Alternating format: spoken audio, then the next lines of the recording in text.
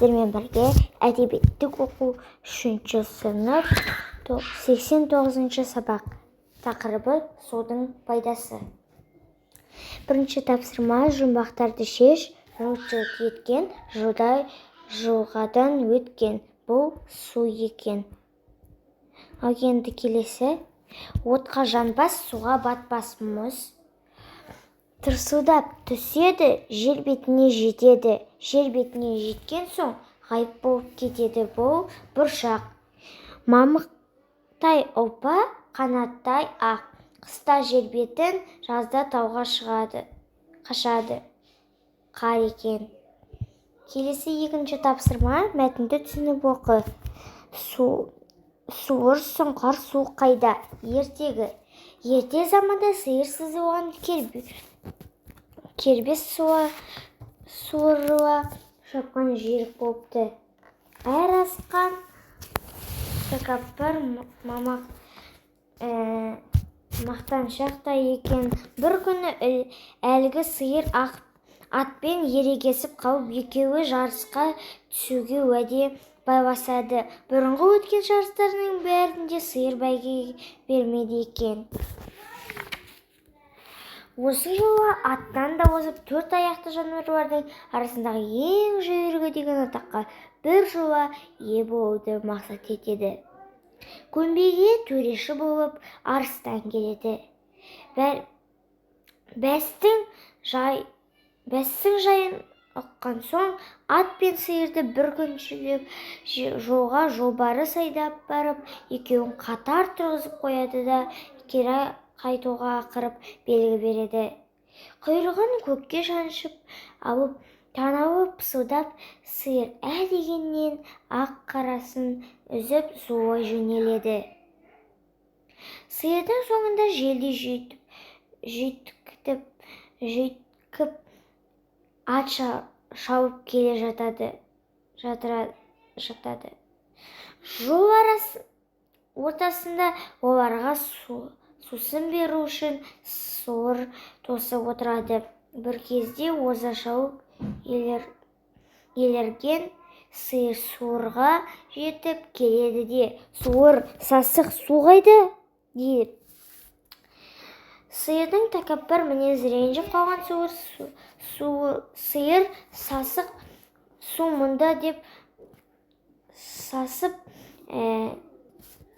босын кеткен лай суды ұстата салады.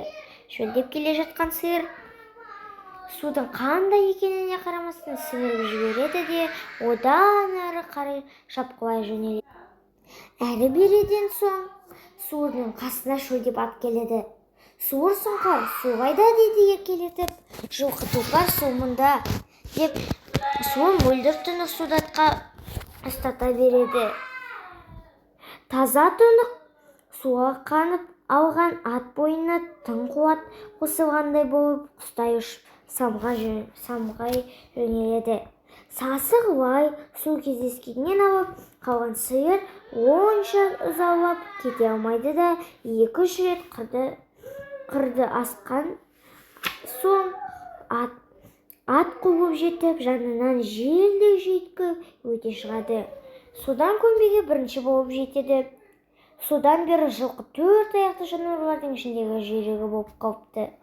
Кеудесінен лай, сасық су алып қалған сиыр содан бері шабандап жүгіре алмайтын күйге түскен екен. Сиыр жатқан кезде ыңырына көрсететіні өзінің астамшылық етіп суырға айтқан дөрекі сөзіне күні бүгінге дейін өкінгені екен деседі. Мәтін балалар сөзі 100 томдық 73-ші том. Міне балалар, осы сурет біздің әңгімеге байланысты. Келесі 3-ші тапсырма: ертегінің қалай айтылып тұрғанына мән бер.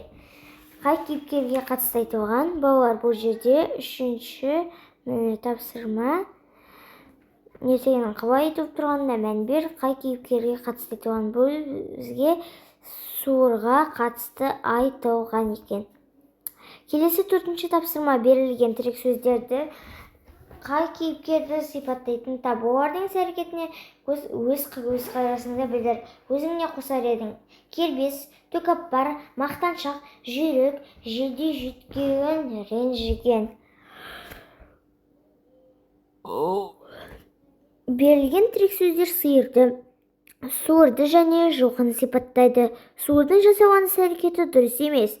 Себебі тәкаппар, мақтаншақ, менімен болмауы керек. Ол осы әрекеттің арқасында суырды ренжітіп, сасық суға тап болды.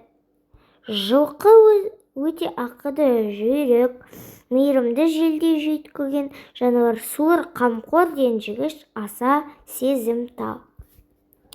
Келесі 7-ші тапсырма. Пікір талас. Бірінші топ су жақсы, екінші топ су жаман. Су жақсыға былай айтамыз.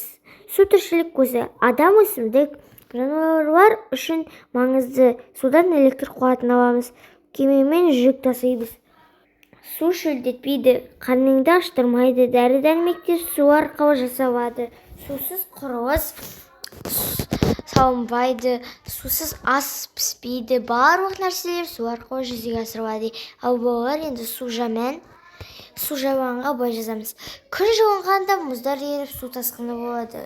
Ол материалдық шығындарға ұшыратады. Тасқын су опырақтың беткі қабатын шаяды. Жаңбыр жиі жауса, өсімдік шірейді. Адамдар өзен көлдерге шомылғанда ағып кетіп бара жатырады.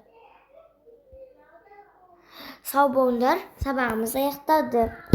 Дайын жұмыс каналына келіп алыңдар. Келесі 90-ші сабақ ғажайып әлем сабағына кездескенше.